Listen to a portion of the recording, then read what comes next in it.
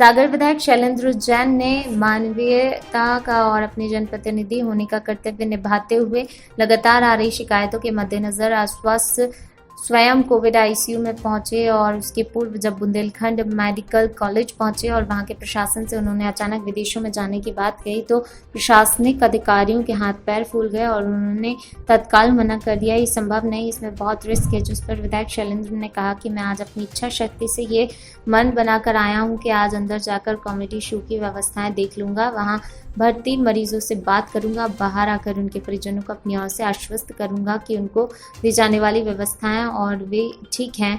विधायक जी का ये कदम काफी सराहनीय और जनहितैषी है। कोरोना काल में संभवतः शैलेंद्र जैन जी पहले जनप्रतिनिधि हैं जो कोविड आईसीयू में मरीजों के बीच पहुंचकर उनका हालचाल जान रहे हैं, इलाज और स्वास्थ्य की जानकारी ले रहे हैं। कोरोना आईसीयू में सामान्य व्यक्ति के हाथ पांव फूलने लगते हैं, ऐसे में विधायक जी का ये प्रयास साहसिक है। जाहिर इससे कोविड अस्पताल की व्यवस्था में सुधार होगा और कमियों को सामने लाने में मदद मिलेगी। विधायक शैलेंद्र जैन ने पीपीई किट पहनकर कोविड आईसीयू में पहुंचे और वहां पर भर्ती लगभग प्रत्येक मरीज से बात की, जिसमें सभी ने उन्हें सकारात्मक उत्तर दिया। विधायक शैलेंद्र जैन ने चिकित्सकों से उनकी जानकारी ली, अपना अनुभव साझा करते हुए कहा, मैंने मरीजों से कहा कि हम जिस बीमारी से लड़ रहे हैं उसमें हमारी इच्छा शक्ति का बहुत बड़ा योगदान है। सकारात्मक इच्छा शक्ति के साथ आप इस बीमारी के साथ लड़ें, पूरी ताकत के साथ। पूरा प्रशासन और पूरी चिकित्सा व्यवस्था और चिकित्सक आपके साथ हैं। मैं स्वयं आपके साथ हूँ, आपको हार नहीं दिया जाएगा। उन्होंने कहा कि NRHM और अन्य मदों से आउटसोर्स के आधार पर हमें मेन पावर मिल रहा है, सब पूरी तन्मयता से कार्य कर रहे हैं। उन्होंने कहा ये वायरस जनित रोग है, अपनी इच्छा शक्ति बढ़ाएं, संक्रामक सकारात्मक विचारों के साथ लड़ें।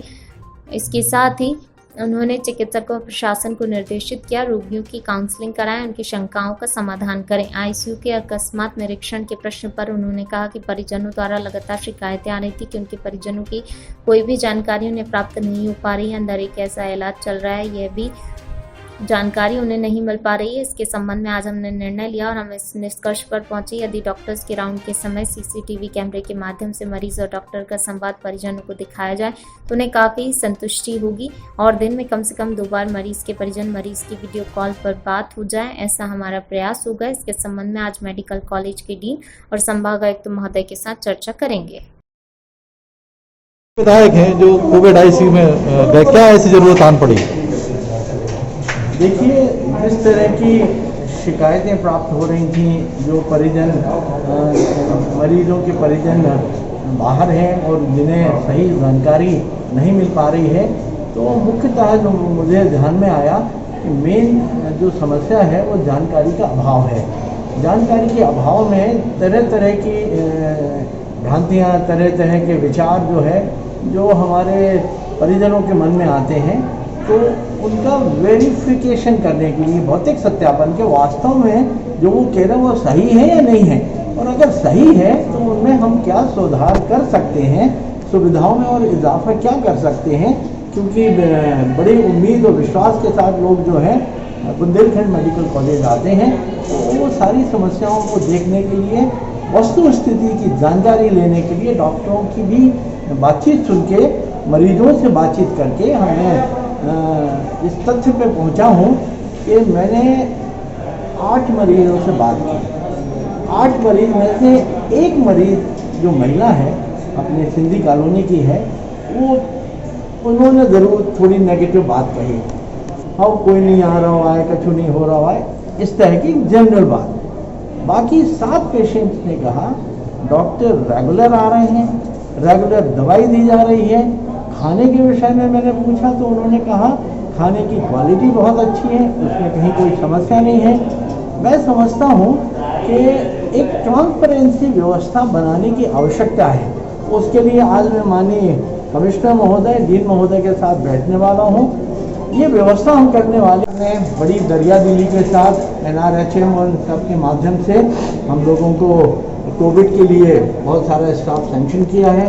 वायरोलॉजी लैब की भी कैपेसिटी हम बढ़ाना चाहते हैं ताकि 24 घंटे के अंदर उस व्यक्ति को उसकी रिपोर्ट मिल जाए। बहुत सारी शिकायतें इसी बात को लेके हैं कि 4 रोज हो गए, हमें अभी तक अपनी रिपोर्ट का पता नहीं कि हम पॉजिटिव है नेगेटिव हैं, हम घूम रहे हैं, और अंदर भी उनको कोई विशेष इलाज नहीं मिल पा रहा है। तो आपके माध्यम से भी मरीजों से भी जो पॉजिटिव आ गए हैं उनसे निवेदन करना चाहते हैं कि ये वायरस से जनित हमारी समस्या है, बीमारी है।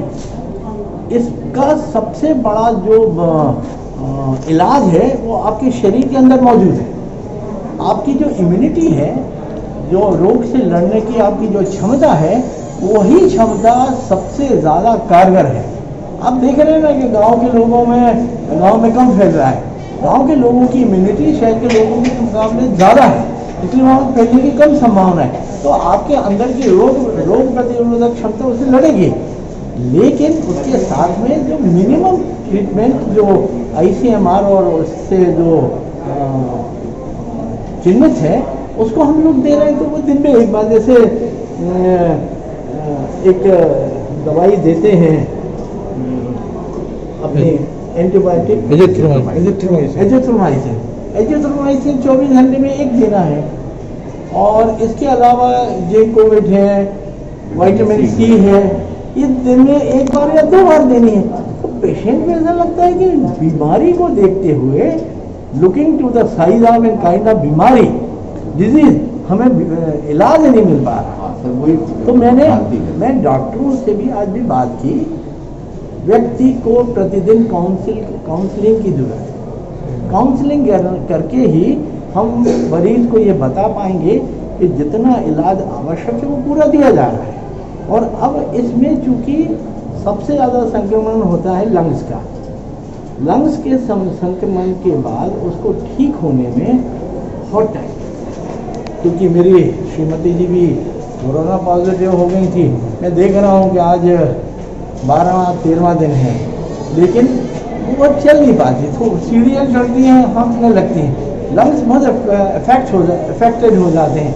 तो उस समय महीना, 1.5 महीना, 2 महीने भी व्यक्ति को ठीक होने में लग रहे हैं। इसलिए मैं आपके माध्यम से निवेदन करना चाहता हूँ कि चिंता करने की ज़रूरत नहीं है। हम सब लोग पूरी ताकत के साथ लगे हैं, लेकिन सबसे बड़ी चीज़ जो हमने पाई है कि लक्षण की शुरुआत में ही आपने अपना टेस्ट करना चाहिए, उसके संबंधित दवाइयाँ लेना चाहिए।